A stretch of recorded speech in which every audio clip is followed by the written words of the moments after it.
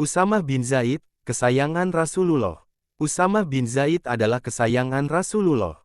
Ia putra dari orang yang juga merupakan kesayangan Rasulullah dan anak angkat beliau, yaitu Zaid bin Haritsah. Masa kecilnya, nama dan nasabnya adalah Usamah bin Zaid bin Haritsah al-Kalbi. Ayahnya, Zaid, dulu budak dari Ummul Mukminin Khadijah radhiyallahu anha, lalu diberikan kepada Rasulullah shallallahu alaihi wasallam. Saat Zaid masih kecil, ayah dan pamannya pernah datang menjemputnya ke Mekah. Keduanya ingin menebus dan membebaskannya dari perbudakan. Ternyata Zaid menolak itu ikut bersama ayahnya. Ia lebih memilih tinggal bersama Rasulullah shallallahu alaihi wasallam. Karena itulah, Rasulullah sangat mencintainya. Beliau membebaskannya dari status budak dan mengangkatnya sebagai anak. Kedudukan Zaid di sisi Rasulullah juga terbawa pada anaknya, Usamah. Karena termasuk orang kesayangan Rasulullah, Usamah juga digelari, Hubu Rasulillah, kesayangan Rasulullah. Usamah lahir di Mekah 7 tahun sebelum hijrah. Sejak lahir, Usamah tumbuh di tengah keluarga muslim. Karena itulah ia tak mengenal masa jahiliyah. Saat perintah hijrah ditetapkan, Usamah kecil turut hijrah bersama Rasulullah shallallahu alaihi wasallam ke Madinah. Ibunya adalah Ummu Aiman radhiyallahu anha.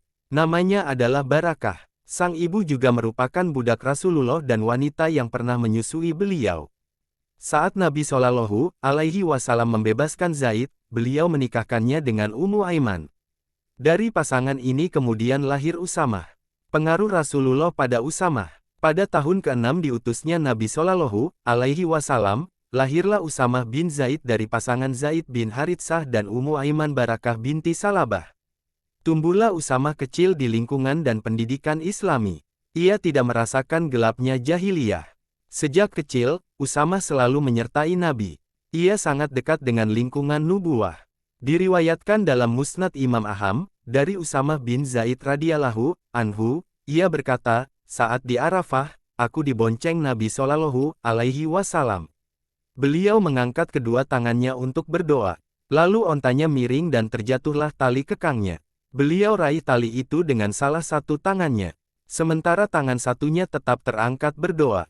Ini menunjukkan kedekatannya dengan Rasulullah Shallallahu alaihi wasallam. Dalam kondisi haji dan sedang menunaikan rukun terbesarnya, beliau membonceng Usamah. Anak kecil itu duduk erat bersama beliau, menyaksikan aktivitas Nabi di hari yang paling mulia. Dalam riwayat Al-Bukhari disebutkan, dari Usamah bin Zaid radhiyallahu anhu, ia berkata, Rasulullah memegangku dan Al-Hasan. Beliau bersabda, Ya Allah cintailah keduanya, karena aku mencintai keduanya. Bahkan Rasulullah Shallallahu alaihi wasallam memerintahkan untuk mencintai Usamah bin Zaid radhiyallahu anhu. Dari Aisyah radhiyallahu anha, ia berkata, tidak boleh bagi siapapun untuk membenci Usamah setelah aku mendengar Rasulullah Shallallahu alaihi wasallam bersabda, siapa yang mencintai Allah dan Rasul-Nya, maka cintailah Usamah. Usamah juga adalah orang yang memahat cincin Nabi Shallallahu alaihi wasallam. Dan Nabi menikahkannya saat ia berusia 15 tahun. Dimarahi Rasulullah. Diriwayatkan oleh Al-Bukhari dari Urwah bin Az-Zubair radhiyallahu anhuma, diceritakan di zaman Rasulullah, tepatnya saat Fatu Mekah, ada seorang wanita yang melakukan pencurian.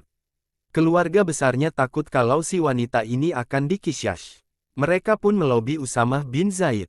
Saat Usamah membicarakan hal itu dengan Rasulullah, berubahlah rona wajah beliau.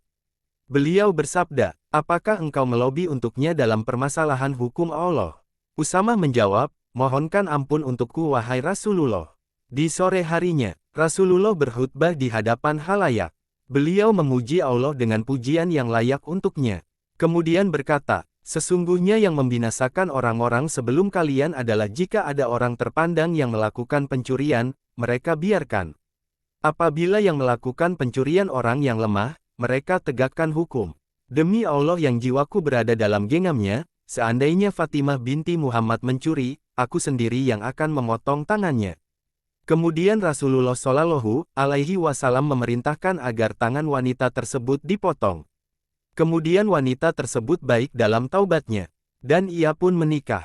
Aisyah berkata, setelah itu ia datang menemui Rasulullah. Beliau Shallallahu alaihi wasallam pun memenuhi keperluannya. Bimbingan Ummu Aiman. Ummu Aiman radhiyallahu anhu adalah seorang wanita yang sempat menyusui Rasulullah Shallallahu alaihi wasallam. Ia adalah seorang mujahidah yang turut serta di medan pertempuran bersama Rasulullah. Ia hadir di perang Uhud dan juga di Khaybar.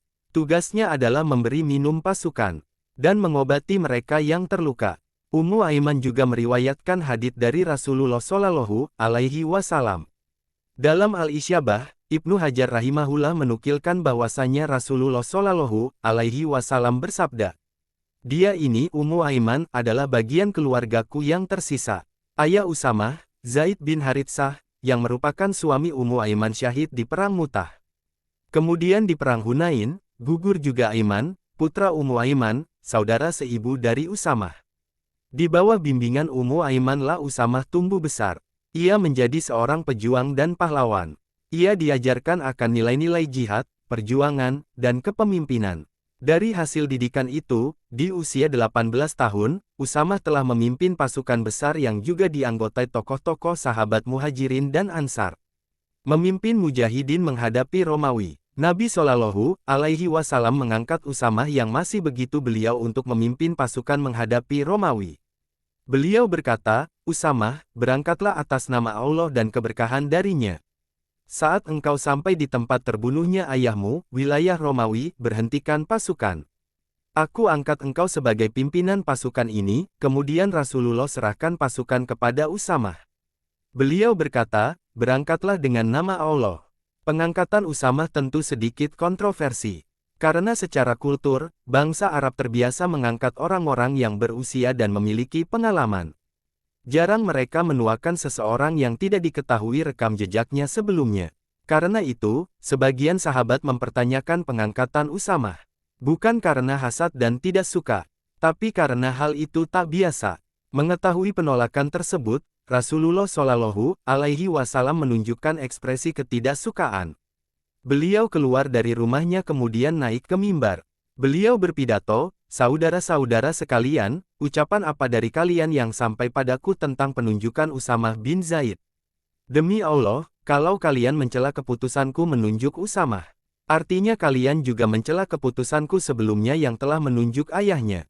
Demi Allah, kalau kepemimpinan itu ada syarat kepatutan, maka anaknya ini memiliki kepatutan setelah ayahnya.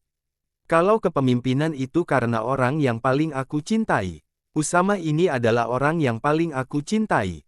Dia dan ayahnya representasi dari setiap kebaikan. Aku wasiatkan kepada kalian agar berbuat baik padanya, karena dia termasuk orang terbaik di tengah kalian." Saat Usamah tengah berada di pinggiran kota, utusan Ummu Aiman mendatanginya. Utusan itu mengabarkan bahwa Rasulullah Shallallahu alaihi wasallam wafat. Usamah pun mengarahkan pasukannya kembali ke Madinah. Saat itu Umar, Abu Ubaidah bin Al-Jarrah berada di tengah pasukan. Mereka menatap jasad Rasulullah. Rasulullah wafat saat matahari di hari Senin 12 Rabiul Awal itu sudah bergeser dari tengah. Setelah Rasulullah wafat, Abu Bakar radhiyallahu anhu menggantikan beliau memimpin umat. Saat itu, banyak orang-orang Arab pinggiran murtad. Para tokoh sahabat datang menemui Abu Bakar. Mereka berkata, "Wahai Khalifah Rasulullah, orang-orang Arab luar Madinah dari segala sisi telah membatalkan perjanjian denganmu. Karena itu, jangan Anda buat pasukan ini terpisah-pisah ke berbagai daerah. Buatlah pasukan terkumpul di satu titik untuk menghadapi orang-orang murtad itu. Alasan lainnya, kalau pasukan keluar Madinah tidak akan aman.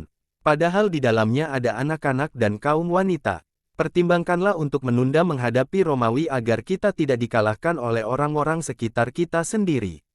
Setelah orang-orang murtad ini kembali atau ancaman pedang mereka hilang, barulah Anda kirim Usamah. Saat itu baru kita hadapi ancaman Romawi." Namun Abu Bakar As-Siddiq tetap teguh untuk memberangkatkan pasukan Usamah. Ia berkata, "Demi Allah, seandainya ada hewan buas memangsaku di kota Madinah, aku tidak akan membatalkan keberangkatan pasukan ini." Berangkatlah pasukan Usamah, dan pasukan ini berhasil menyelesaikan misinya dengan baik. Mereka kembali ke Madinah dengan membawa kemenangan. Kewibawaan Usamah pun bertambah. Meskipun ia masih sangat muda, namun penunjukannya adalah sesuatu yang tepat. Ia benar-benar bisa diandalkan. Pengiriman pasukan ini ternyata memberi dampak besar terhadap kokohnya Daulah Islamiyah di Madinah. Padahal setelah wafatnya Nabi, kondisi Jazirah Arab goncang. Banyak kabilah yang murtad. Mereka bersiap berbalik menyerang Madinah. Ternyata pasukan yang keluarnya dikira akan melemahkan materi kaum muslimin di mata musuh, malah sebaliknya. Allah munculkan kekuatan secara moral. Justru mental musuh-musuh mereka yang melemah. Pasukan besar yang diberangkatkan jauh meninggalkan Madinah berhasil mengalahkan Romawi. Runtuhlah rencana makar kabilah murtad tersebut. Niat mereka untuk menyerang tiba-tiba rontok begitu saja. Sebab terbesarnya adalah karena keteguhan Abu Bakar untuk memberangkatkan pasukan yang telah Rasulullah siapkan. Ia tak ingin menarik apa yang telah disiapkan oleh Rasulullah. Dari sini kita bisa ketahui, kemenangan itu bukan hanya berbekal persiapan materi. Ada faktor maknawi yang bisa jadi jauh lebih kuat, yaitu menaati Allah dan Rasul-Nya. Jiwa kepemimpinan. Usamah bin Zaid adalah salah seorang sahabat yang mendapat bimbingan langsung dari rumah Nabawi. Rasulullah Shallallahu Alaihi Wasallam mendidiknya dan menumbuhkan jiwa kepemimpinan padanya. Hasilnya, di usia 15 tahun ia memimpin pasukan besar untuk menghadapi Romawi. Satu kerajaan kuat dengan pengalaman militer yang panjang. Cukup sebagai bukti kemampuan kepemimpinannya, Rasulullah mengangkatnya menjadi pemimpin pasukan yang di dalamnya terdapat Umar bin Al-Khattab dan Abu Ubaidah bin Al-Jarrah. Dua tokoh sahabat senior. Melihat pemuda yang tidak berpengalaman memimpin sahabat-sahabat senior yang berpengalaman, orang-orang pun meragukan. Mereka mulai berkomentar terhadap Usamah. Namun Rasulullah membela. Beliau bersabda, sesungguhnya mereka yang mencela kepemimpinan Usamah juga telah mencela kepemimpinan ayahnya. Demi Allah, kalau kepemimpinan itu ada syarat kepatutan, maka anaknya ini memiliki kepatutan setelah ayahnya. Kalau kepemimpinan itu karena orang yang paling aku cintai, Usamah ini adalah orang yang paling aku cintai sepeninggal ayahnya.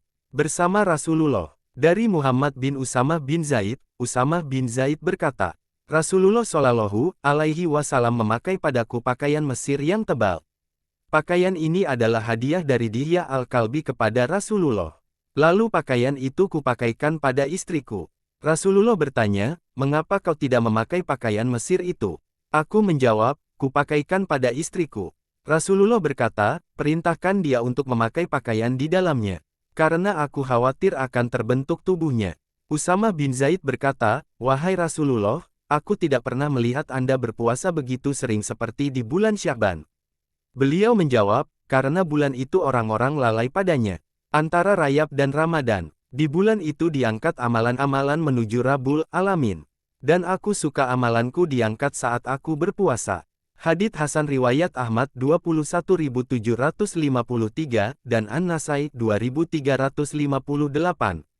Bersama para sahabat, bersama Umar bin Al-Khattab. Dari Hisyam bin Urwah, dari ayahnya, tatkala Umar bin Al-Khattab menetapkan pembagian, ia menetapkan 5.000 untuk Usamah bin Zaid. Sementara untuk anaknya, Abdullah bin Umar, ia beri 2.000. Abdullah bin Umar pun mengomentari, Anda melebihkan Usamah, padahal aku menghadiri peperangan yang tidak dia hadiri.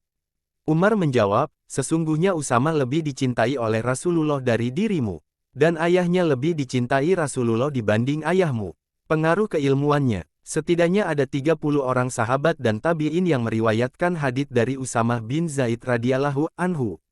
Di antara para sahabat yang meriwayatkan hadits darinya adalah Sa'ad bin Abi Waqqas, Abdullah bin Umar, Abdullah bin Abbas, dan Abu Hurairah radhiyallahu anhu. Sementara tabi'in, seperti Said bin Al-Musayyib, Ibrahim bin Sa'ad bin Abi Waqqas, Amir bin Syurahbil, Syakik bin Salamah, dari budaknya Usamah bin Zaid, ia menceritakan bahwa ia pernah berangkat bersama Usamah menuju Wadil Qura. Mereka ke sana dalam rangka mengambil harta milik Usamah. Katanya, Usamah adalah seorang terbiasa puasa Senin dan Kamis. Budaknya berkata pada Usamah, mengapa Anda rutin berpuasa di hari Senin dan Kamis, padahal Anda sudah tua? Usamah menjawab, sesungguhnya nabinya Allah terbiasa puasa di hari Senin dan Kamis. Beliau ditanya mengapa melakukan itu, beliau menjawab, sesungguhnya amalan-amalan hamba diangkat pada hari Senin dan Kamis. Di antara hadits yang diriwayatkan oleh Usamah adalah sebuah hadits yang dicatat oleh Al-Bukhari. Dari Usamah bin Zaid radhiyallahu anhu, Rasulullah Shallallahu Alaihi Wasallam bersabda, Tidak kutinggalkan ujian yang lebih berbahaya bagi laki-laki melebihi ujian wanita.